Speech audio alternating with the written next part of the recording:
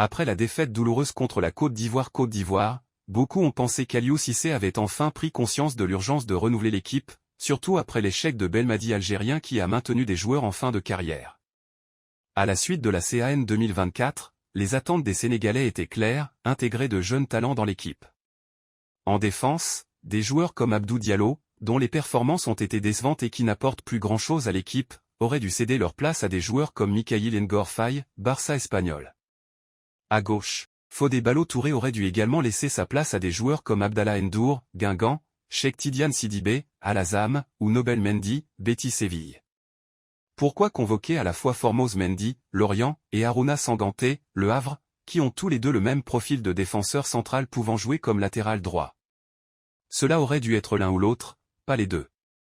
Avec la retraite internationale de Sabali, Aliou Cissé aurait pu convoquer des joueurs comme Noah Fadiga sénégalais, Genk, Mamadou Sané, Haris Limassol Chypre, ou le jeune Antoine Mendy, Nice français, qui n'a que 19 ans et est déjà convoqué avec les U20 de la France français.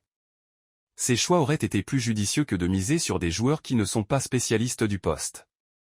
En milieu de terrain, je ne vois pas comment Dion Lopi et Mamadou Lamine Camara pourront avoir du temps de jeu devant Nampalis Mendy et Pathé Ciss. En résumé, Aliou Cissé semble avoir manqué l'occasion de rajeunir réellement l'équipe.